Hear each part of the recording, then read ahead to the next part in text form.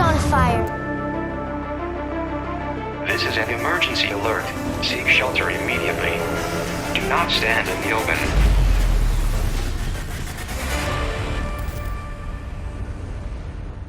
John Garrity, the structural engineer, is going through a tough time in his marriage, and he hasn't been living at home for a while now. Despite the strained relationship between him and his wife Allison, the family comes together again to celebrate their little son Nathan's birthday. The boy is thrilled to see his father, but he's worried that after the party, he'll have to leave home again. He has diabetes and has to take insulin injections regularly. Meanwhile, the news is buzzing about the approaching interstellar comet Clark, which has been discovered recently. Surprisingly, this shocking news doesn't create panic among people, as it's assumed that the comet fragments will fall into the Atlantic Ocean near Bermuda. The next day, the whole family gets ready for the celebration. Allison sends her husband to the store for groceries, and he takes Nathan along. On the way, they notice military aircraft in the sky, which worries John. Suddenly, he receives an automated DHS alert on his phone. A robotic voice informs him that his family has been selected for emergency sheltering.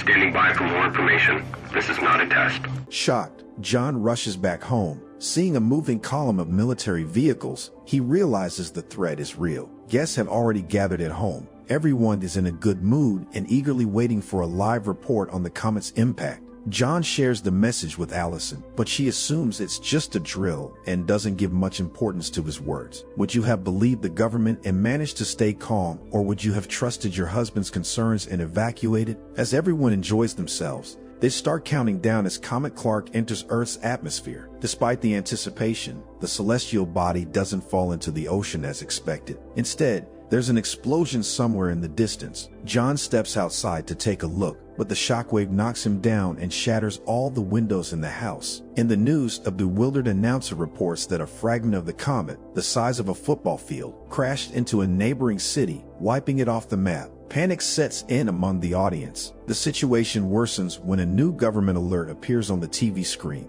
urging John's family to immediately report to Robins Air Force Base. A message with a QR code for entry is sent to John's phone. Guests scatter to their homes to check if they receive the same notification. In haste, John's family starts packing, trying not to forget anything important. Meanwhile, a massive mushroom cloud of fire rises outside, a testament to the horrifying devastation. They quickly get into their car, ready to leave, but frightened neighbors block their path. They hadn't received any alert. A family friend pleads for them to take her daughter to the base. Despite desperate pleas from Allison and Nathan to help the girl, John remains steadfast as they would be denied boarding and drives away. Share your opinion in the comments. Did the hero make the right choice in this situation? The family continues their journey to the evacuation flight, listening to the news in horror. According to forecasts, a large fragment of the comet will hit Earth in 48 hours, large enough to cause an extinction-level event. Approaching the military base, the travelers get stuck in a traffic jam that stretches for kilometers. Desperate people abandon their cars and run to the shelter on foot, and John's family follows suit. They struggle to make their way through the massive crowd at the entrance and finally make it onto the base. The military personnel provide each family member with special bracelets that will allow them to board a rescue plane. They are instructed that they can only bring one bag each,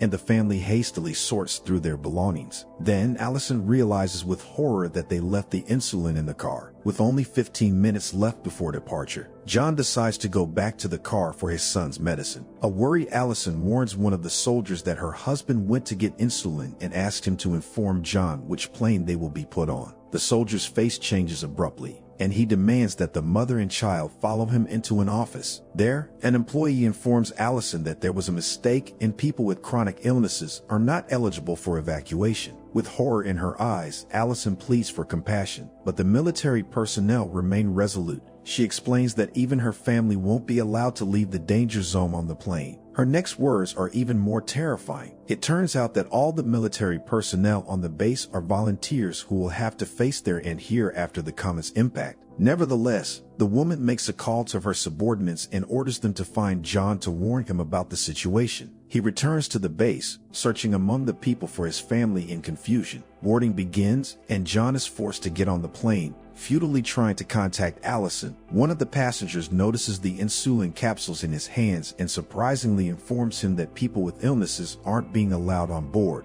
John realizes that his family has been left at the base, and at the last moment, he rushes out of the plane. Outside, chaos erupts. Armed and desperate people who didn't receive clearance breach the barriers and attack the military. In the scuffle, a gasoline tank gets damaged, and John's evacuation plane explodes. Meanwhile, Allison and Nathan return to their car and discover that the medication isn't there. Without insulin, the boy's condition worsens, and his mother decides to immediately start searching for the medicine, not waiting for her husband. Later, John finds a note in the car that they are heading to her father's home in Lexington, Kentucky. His attempts to contact them fail. The network is too overloaded. On her way, Allison comes across a store that marauders have already looted. Despite the danger, they find the necessary insulin. Suddenly, armed robbers burst inside and open fire on those present. Amid the chaos, Allison and Nathan make their way past bodies and miraculously survive after a confrontation with one of the mobs. Outside, Allison notices a family in a car and persuades them to give her and Nathan a ride. Along the way, the couple explains that they are heading to another military base in an attempt to board an evacuation plane without a pass. Nathan accidentally lets slip that his father also got on a plane, and they weren't allowed to board because of his illness. Hearing this, the couple exchange meaningful glances. John roams the streets in search of his family and stumbles upon an end-of-the-world party. There, he briefly manages to catch a signal and calls Allison, but she couldn't tell him their whereabouts. Meanwhile, fragments from the sky continue to fall. John notices a small truck nearby and asks the driver to take him closer to the north. Inside the vehicle, John sees several people headed to Osgood, Ontario, Canada, and meets a guy named Colin. He notices the pass bracelet on John's wrist and shares information about the evacuation process. Colin says that people are being selected based on their professions. For example, his mother, being a doctor, was able to get her pass to the shelter. John, being a structural engineer, was likely chosen due to his profession, as it will be necessary to rebuild the destroyed cities after the apocalypse. Colin suggests that John accompany him to Canada, where there are pilots who will take them to the shelter. The shelters are classified. How do they even know where they're going? They've been tracking the military flights to Greenland. John contemplates his offer but wants to locate his family first. He doesn't even realize that they are facing a significant danger at this moment. The driver, who is transporting Allison and Nathan, refuses to believe that they weren't allowed on board due to his illness. He is convinced that the boy will be their golden ticket onto the plane, and he decides to kidnap him. The man abruptly stops the car and forcefully throws Allison out. Meanwhile, in the truck with John, trouble also begins with one of the aggressive passengers. Threatening violence, he demands that John hand over his bracelet and documents, claiming that he's an immigrant and hasn't earned it. A fight breaks out between the passengers, causing the truck to lose control and overturn. After regaining consciousness, John is forced to continue the fight and manages to defeat his opponent. Afterwards, he looks around in shock and discovers Colin's lifeless body, who couldn't survive the brutal crash. John cries, realizing what he had to do to survive. Allison stands in despair in the middle of a busy highway, not knowing what to do next. Suddenly, a car stops near her, and a compassionate Mexican family offers her a ride. At first, she regards them with skepticism, but decides to take the risk upon learning that they're headed towards a military airport. Meanwhile, the kidnappers of Nathan have already reached the base and instructed the boy to lie to the military, claiming that they're his parents. Tearfully, he disobeys them and tells the guards that he's been kidnapped. The imposters are immediately taken away by security, and the boy is sent to a camp. Allison's car gets stuck in traffic. She gets out and sets off on a search for her son. She desperately seeks help from the military, and they sent her to a Red Cross camp. Together with a volunteer, they search through each tent, and finally they find Nathan in one of them. Mother and son reunite with tears of joy in their eyes. A doctor enters the tent and informs Allison that they've replaced Nathan's insulin pump and prepared medical supplies for a week. She also helps them find a military bus that will be heading towards Allison's father's home in Kentucky. Meanwhile, exhausted from a sleepless night, John continues his journey through deserted streets. He decides to break into an abandoned house and, turning on the news,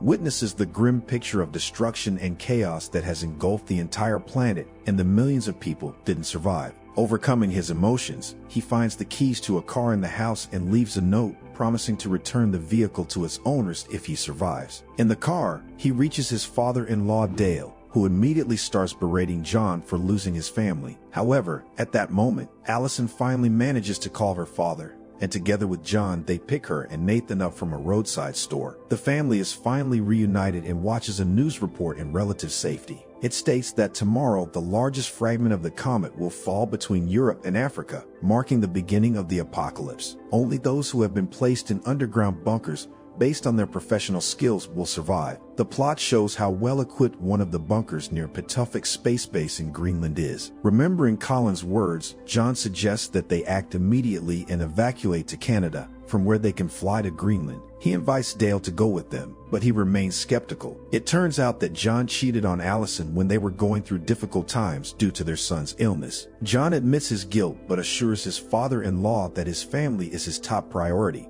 I'm not expecting your forgiveness, Dale. If I can get one thing right, I'm going to get my son and my wife into that bunker.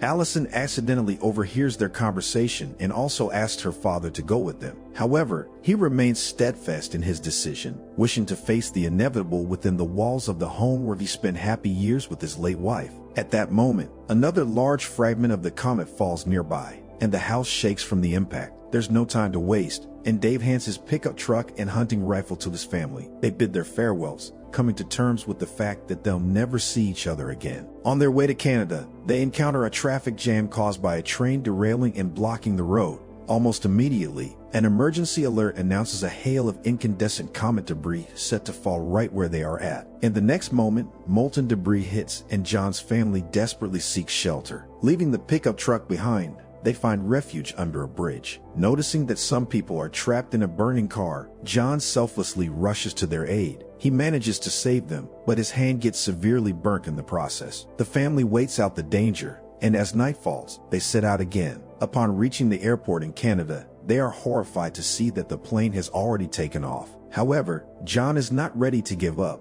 He drives the car directly onto the runway, where another plane is preparing for takeoff. Eventually, he manages to stop the aircraft, infuriating the pilot. At first, he refuses to let the family on board, fearing overload. Then we're not moving! Alright, we're staying there, and you're not going anywhere! Under John's pressure, he reluctantly gives in and allows them to board, on the condition that they leave their belongings behind. It seems like all the horror is finally behind them as the plane approaches the coast of Greenland at dawn. However, the passengers don't get to enjoy the beautiful sights as, in the next moment, a large meteorite fragment crashes into the island. It generates a powerful shockwave that almost destroys the plane in midair. Luckily, the aircraft remains airborne, but its engines are disabled. The pilots attempt to glide and simultaneously restart the engines. The co-pilot successfully restarts the right engine, but its thrust is insufficient, and the plane crashes a few kilometers away from the airbase. All passengers survive, except the pilots themselves. John coordinates the passengers' movements, and soldiers eventually find them. Carefully loading the survivors onto a truck, they head towards a bunker where safe refuge awaits. The largest fragments of the Clark Comet, which is approximately 15 kilometers wide, enter the atmosphere. Faced with the impending apocalypse, the military decides to save as many people as they can, abandoning the idea of admitting only the chosen few. Through a weather satellite, they're keeping an eye on the shockwave's movement from the fallen debris and see a tsunami wave towering over 300 meters. John embraces his family before the bunker is hit by the shockwave. His whole life flashes before his eyes, and he remembers how truly happy they were. 9 months have passed since the dreadful catastrophe. The ash hasn't completely cleared yet,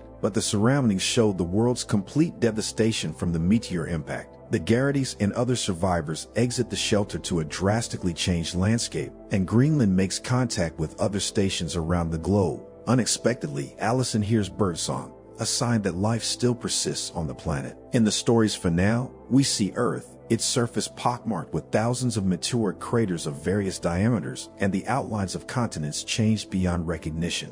That was the movie Greenland. Films about global catastrophes always terrify me. Nonetheless, I genuinely believe that the global community has a well-thought-out plan of action for such situations. Answering my earlier question, I would have acted similarly to John if the survival of my family were at stake. How would you face the challenge if you were in the shoes of the characters in this movie? Write about it in the comments, and don't forget to subscribe to our channel.